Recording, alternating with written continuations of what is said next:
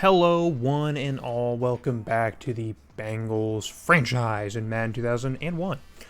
We are here now outside of the bye week in week 6, our bye week. It's also the trade deadline, and we were making some moves at the deadline. We traded off some depth pieces that we had across the team for some draft capital from the Broncos, Chiefs, and the Vikings, and we managed to turn that into a starting left guard, hopefully for the foreseeable future. He is up for a contract extension, but we have a ton of money on this team here, but we will cross that bridge when we get to it, because we just need to make it through this season. First of all, let's see if we can keep our job this season.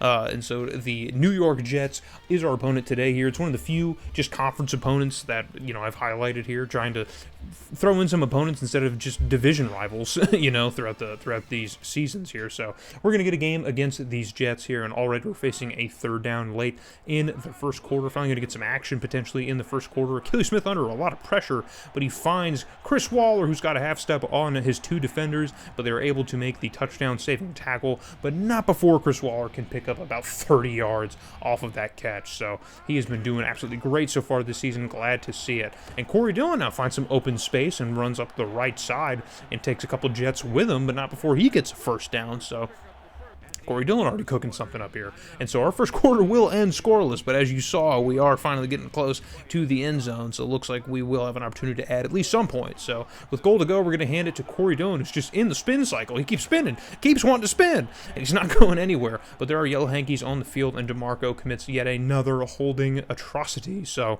wipe that play away. Wipe it away. You never even saw it. All those spin moves that Corey Dillon tried to do to get out of the endless tackle loop, it doesn't matter. So first and goal now from the 15-yard line. Absolutely brutal, man.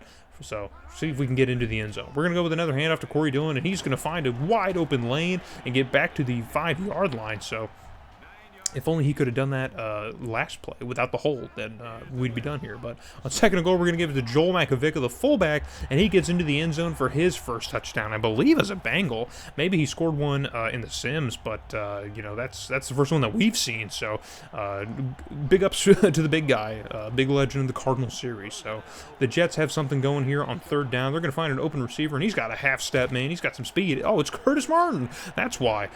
He dumps it to Curtis Martin, which is funny because I believe both the Jets running back, of course, Curtis Martin, famous running back, and I think their quarterback, who's a rookie or just a younger quarterback that the Jets have drafted over the years, I believe his last name is also Martin. So we got two Martins in the backfield for the New York Jets here. And so finally their offense is rolling somewhat before the half is over. A minute and some change left to go, and they're not going to spike it or anything. They're just going to keep going, keep the momentum going, and Martin stands firm in the backfield, man. He's got a clean pocket, cleanest I've ever seen it, and he keeps dropping back further and further back off his back foot, pump fakes again, and he gets a hit.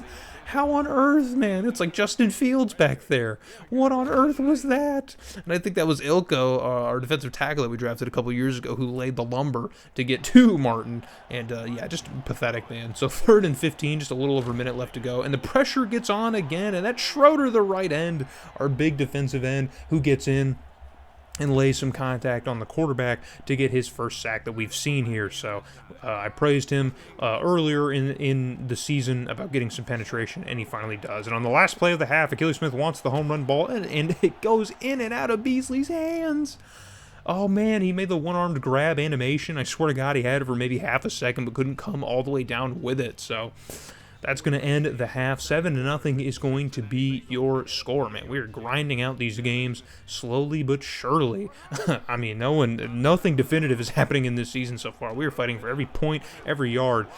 But Chris Waller is going to get himself a good 10 or so yards off of that catch across the middle. We don't see a lot of dink and dunk type plays from this offense. We typically see a lot of deep balls or a lot of kind of nothing run plays. So cool to see Achilles Smith dot up a short little check down here with the plethora of receiving talent that we have on this team. So Chris Waller continues to pad them stats this year. So on second and third, time ticking away in the third quarter, Achilles Smith's going to drop back. He's got a clean pocket all day to throw, and he throws this one across the middle, and Sharper's going to make a diving catch, but he does manage to haul that one in, man. That was an impressive one. Better hands than Beasley, apparently. So first and goal is going to quickly turn into third and goal, and we're going to try and give it to Makovica to get his second touchdown down of the day, but the Jets defense holds firm, so we're going to have to bring out John Green to knock home this chip shot, and he does just that. So John Green, a bit of a confusing season so far to start. He does give us an extra 3 points. So 10-0 is going to be the end of the score,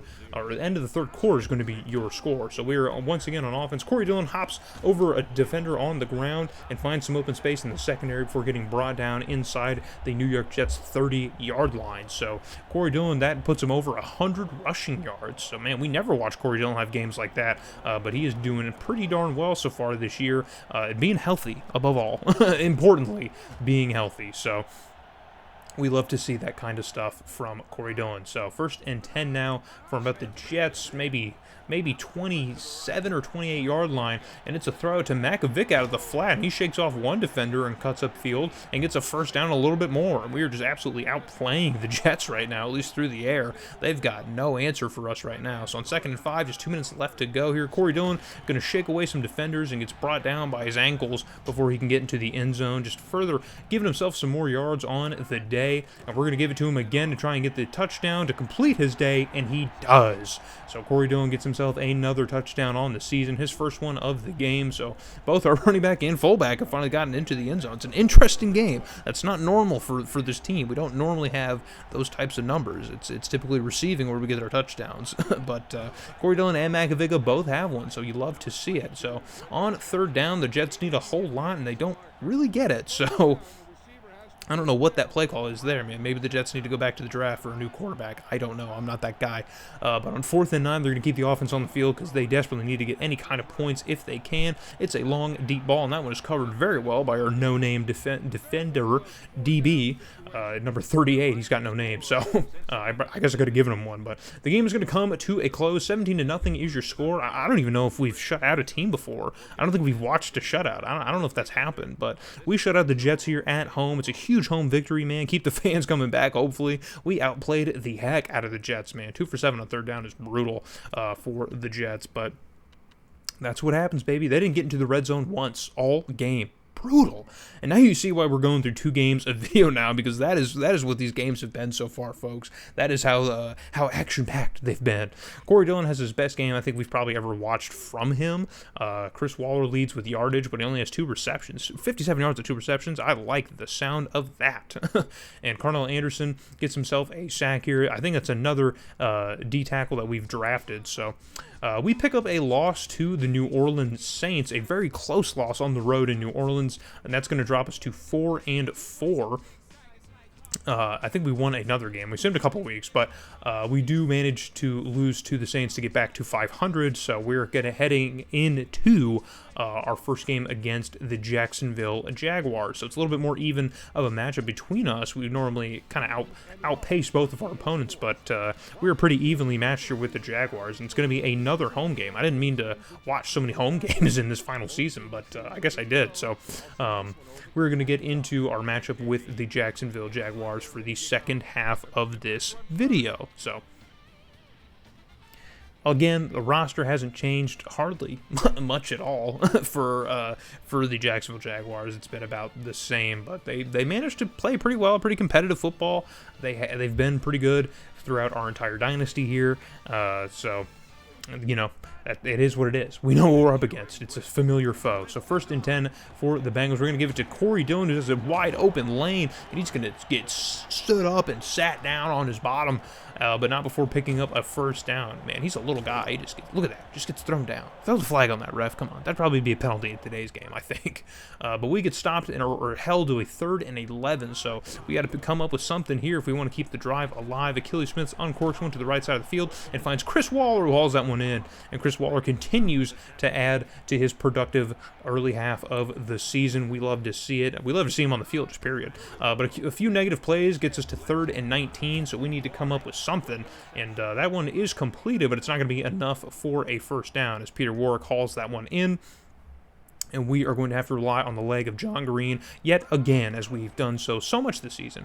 And so he sends this one up, and that one is good, the 31-yarder. So we will take a 3-0 lead over the Jags late in the first quarter. But their offense has something to say about that, as Mark Brunell uncorks one to the tight end across the middle of the field. Brady, I think is their tight end's name. And he hauls that one in and gets brought down by a slew of Bengal defenders. But not before getting into Cincinnati territory. So Mark Brunell, I mean, someone had commented on it in one of my last videos against the Jaguars about how much of a cheat code he is. And dude, seriously, he is. That dude is a cheat code.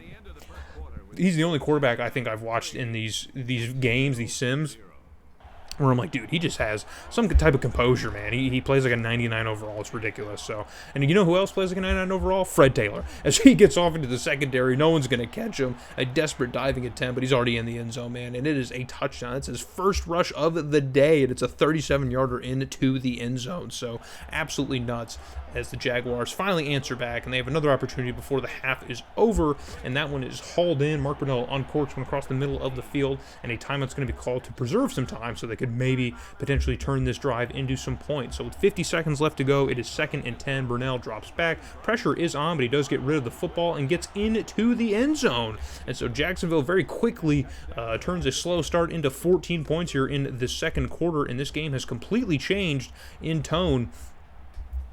So quickly. So quickly how things can kind of turn around and flip for this Bengals defense, man. I mean, just completely caught up on their head. Look at that, man. All those defenders just lost out there. It is what it is, man. That's what happens. So we know what Jacksonville is, as I said before, but we have an opportunity here on offense to get something happening before we run out of time. So we find Sharper, the tight end. We're going to try and run the hurry up. Time is of the essence, man. It is ticking away. We don't have any timeouts, I guess. So Kelly Smith is going to drop back, potentially last play of the half, and it is hauled in by Chris Waller. And yeah, there is no time left, so that's going to do it for the first half, man. We don't even try to hurry up. And so 14-3 is going to be your score after that massive Chris Waller pickup leads to nothing. So Jacksonville already cooking something on offense in the second half, and that's Brady, the tight end again, who hauls that one in close to the 30-yard line. So we know Jacksonville has pretty decent receivers, but I guess they're now showing us that they also have an effective tight end. So pressure comes off the edge to Mark Brunell, but he still has enough coverage to get rid of that football. And in double coverage, McCardrill's the one who comes down with it, man. Look at this. We have 2 Bengals in the vicinity. If I got 2 of you over there in the area, someone's got to make a play. Someone. Just please. Someone's got to make a play. You're all getting paid money. Either way, the Jaguars are looking to potentially pour some more points on our head, make us a little bit sad in this game here. I hope they don't. But Brunell uncorks one to Brady again, who stumbles off the tackle into the end zone, but crossing the goal line. I don't even think he intended to step into the end zone. He just kind of through physics, I guess, just stumbled his way in there after a failed tackle attempt, I believe, from Rondé Barber. So that is going to be another Jaguar touchdown. So things are just kind of, when it rains, it pours. When it rains, it pours. But Achilles Smith is going to try and dial something up on offense, and that is Adam Horn who makes that catch. We haven't really seen much of anything from him this season, and that's because Chris Waller's still healthy. So it's amazing. And look at the size difference, bro. Chris Waller is a freaking nature. Achilles Smith dropping further and further back, and he finds Joel Makovica, the fullback, out of the backfield, and he hauls that one in inside the 10-yard line. So we are going to be knocking on the goal line again. Potential to finally maybe add some points late in the third quarter in the second half, and we give it to Corey Dillon, who's dragging a defender with him, but he finally does fall into the end zone, so he gets himself another touchdown on the year, and we finally get ourselves some more points. So finally we wake up. This offense wakes up. We've been desperate for something to happen, and finally something does happen. So maybe Jacksonville's not just going to walk us, or run us out of our own stadium. So after such a dominant showing against the Jets here, to really give our fans some confidence, we kind of embarrass ourselves now as we find ourselves down 21-10 in the third quarter, or after the third quarter, rather. So at the top of the fourth quarter, the Jags already have great field position, and Brunell pump fakes and uncorks one to Brady, the tight end again, who's got, I mean, at least 2 or 3 yards separation from either of his defenders, and they're going to have to track him down and get him. He doesn't have the speed to get into the end zone, but if that was a sleek receiver, he definitely would have. So we got lucky that was just a tight end, but still Jacksonville's looking to add some more points, and that will essentially cook our goose if we cannot stop them from doing that, somehow get the ball back My hopes are not high, but it's first and goal here from about the 7-yard line. They're going to hand off to the fullback, who's going to run up the middle, basically untouched, and get into the end zone, and now things are just unraveling, man. Unraveling. 28-10 is your score here. Achilles Smith still going to try and dial up something. We can still catch up as he hits Beasley going across the middle, who hauls that one in. I think it's the first catch we've seen from Beasley in the last few videos. He had an opportunity, I think in the last video, to come down with a huge grab in Cleveland, but he couldn't do it. So on the next play here, Achilles Smith all day to throw. I think the Jags are in prevent. They're trying to stop us from getting any points. But Chris Waller's got to, or Beasley, it's Beasley again who's got to come back to it. And he makes another catch. So it looks like they're locking down Waller and Peter Warrick. And we're going to have to get it to Adam Horn and Beasley, I guess, if we want a chance of getting it in the end zone. So we were getting closer and closer. And there's Chris Waller, who shakes off a defender, stumbles away from another one, but finally gets brought down inside the 10-yard line. So finally his name gets called. We can call his name, man. I think his orange gloves are so sleek, man. They're so freaking cool. And when it's cold and he wears the orange sleeves, God, Chris Waller's so dope. And maybe that's why I gave him the money. I just think he's cool. Achilles Smith floats this one out to Corey Dillon at the backfield, who cuts upfield and gets another touchdown in this ball game, this time a receiving touchdown. So we've seen Corey Dillon also be very efficient so far this year. I love to see that dude still getting involved on offense any way that he can, as it's a race to the pylon as he steps right into the end zone. So 17-28 is your score, or rather 16-28, because we're going to try and go for the extra point, or for a 2-point conversion, maybe, I don't know, throw our hat back in this game. There's still 2 minutes and some change, so we could do something with an onside kick potentially, but Corey Dillon is running around at the line of scrimmage and can't just get into the end zone. So 16-28 is going to be your score, as John Green's going to attempt now the onside kick for us, and that one goes straight to a Jacksonville player on special teams, and he's going to haul this one in and even get maybe an extra 5 or 10 yards. So that's going to basically do it, as Jacksonville tacks on another 3 points and sends us back to a losing record 4-5 on the year. But they're only 5-4, so Jacksonville is typically one of the better teams in our division, and they are 5-4. So we are still very much alive in whatever race, even though we're just hovering around 500. It's we're not done, okay? We are not done, believe me. Maybe I'm lying to myself, but I believe I believe that we can do something. So after a pretty solid, I don't even want to say a strong start, but I mean, just, we've had a good couple stretch of weeks. We've played pretty decent ball, won some good games, but Jacksonville, man, just reminded us that there's still a gap between us, apparently, just a huge gap. So Chris Waller absolutely leads the receiving charge, which is funny because I think we cut out most of those plays, so you didn't even really see him get all that active. But yeah, he does lead our receiving core, and Rondé Barber leads the team in tackles, interestingly enough. But that is going to do it. So we get through pretty much the first half, I think, of our season already in a pretty decent spot. And so now we head back to our little hub world, and here you get a look at the schedule. So we did beat the Steelers, then we lost to the Saints to get to 4-4, and now the Jags have sent us to 4-5. So here's a look at the next few weeks of games here. We're probably going to sim through this Chargers and game against the Jags, or second game against the Jags, and we're going to get into this action with the Titans when we come back in the next video. So hopefully you guys enjoyed the game this time, and I hope to see you guys in the next one here. We need some help.